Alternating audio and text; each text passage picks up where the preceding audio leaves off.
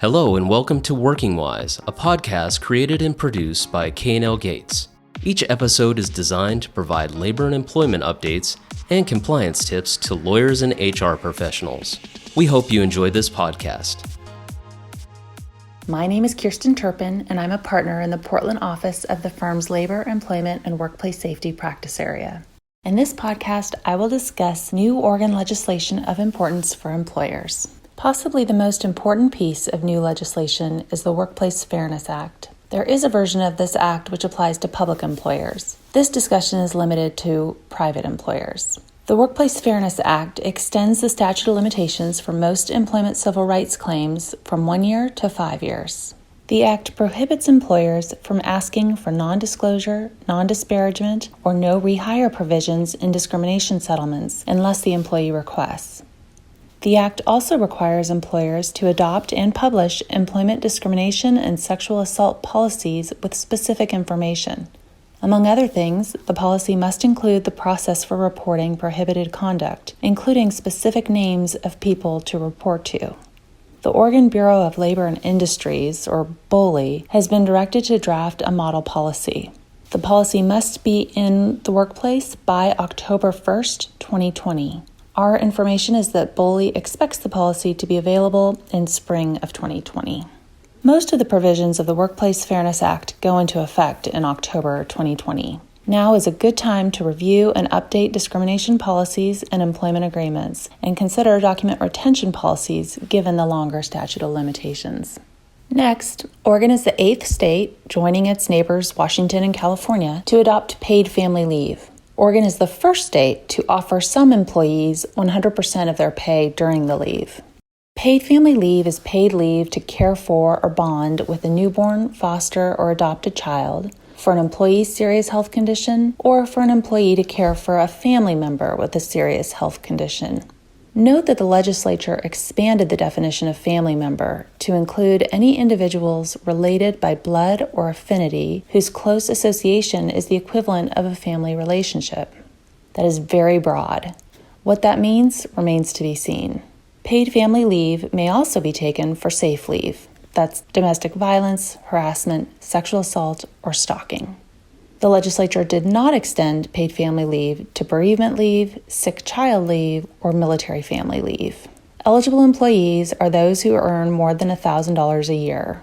The Department of Labor will administer the funds, similar to unemployment benefits. All employers with 25 or more employees will pay into the fund, a percentage of the total rate.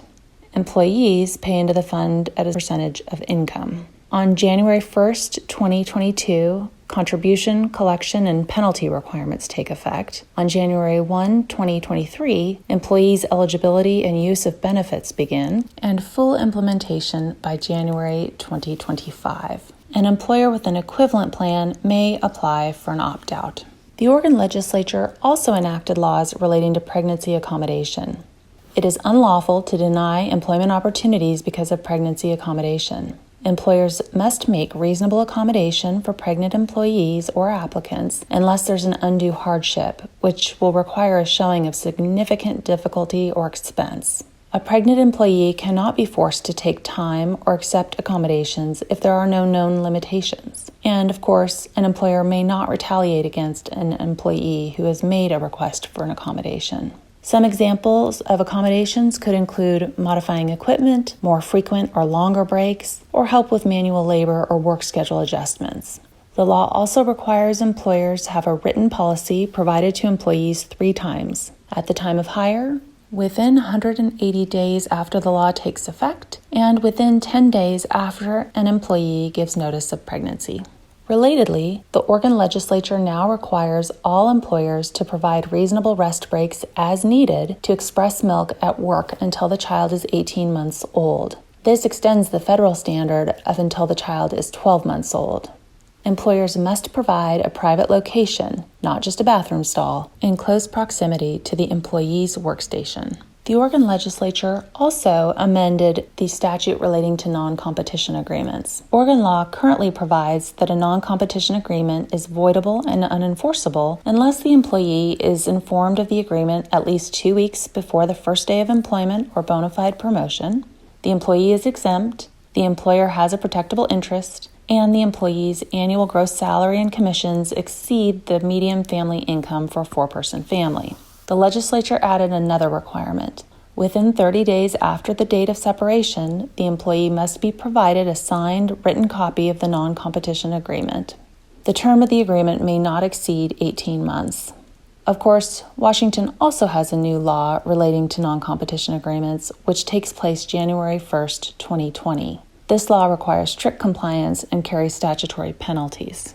Many of you likely know that Oregon recently instituted an Equal Pay Act that prohibits employers paying employees differently on the basis of any protected class. The Oregon legislature amended this act to provide that it is lawful to pay different levels of compensation when someone is on modified or light duty. The legislature also clarified the pay equity analysis that employers can perform, and in doing so, give themselves an affirmative defense to any claim under the act. The Oregon legislature also enacted a law to require that employers give notice to employees of any federal inspection within 3 days of receiving a notice from a federal agency.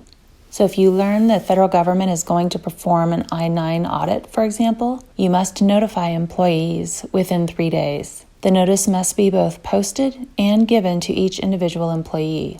BOLI has created a template for this notice, and it is available on the BOLI website. The final piece of legislation I'd like to discuss today is called Oregon Saves. Oregon Saves is the legislature's effort to ensure all employees are saving for retirement. It is an unlawful practice for an employer to fail to comply with the plan.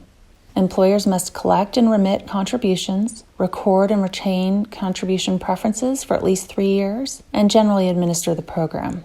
Enforcement of this law begins in January of 2022. Note that employers with an existing savings plan, like a 401k type plan, can opt out of Oregon Saves. Before we close today, I'd like to briefly mention a few bills that did not become law, not because they were voted down, but because time ran out. Senate Bill 379 and House Bill 2655 would have made it an unlawful employment practice to require, as a condition of employment, that any employee or prospective employee refrain from using a substance lawful under state law during non-working hours, with exceptions for bona fide qualifications relating to health and safety or performance of work while impaired. This essentially refers to marijuana, which is now legal under Oregon law. Senate Bill 750 would have established a procedure to an aggrieved person, whistleblower, or representative organization to bring an action in the name of the state to recover civil penalties for violations of employment laws. For those of you familiar with California law, this is similar to the PAGA claims asserted there. The number of PAGA claims in California has increased in recent years, suggesting the passage of this act in Oregon could mean more litigation for Oregon employers. While these bills did not pass this year, we expect to see some version of them renewed in the next session. Thanks again for listening to Working Wise. New episodes are available for download through iTunes, Google Play, and other podcast applications. If you have any topics you would like to hear about on the next Working Wise podcast, please send them to workingwise@klgates.com.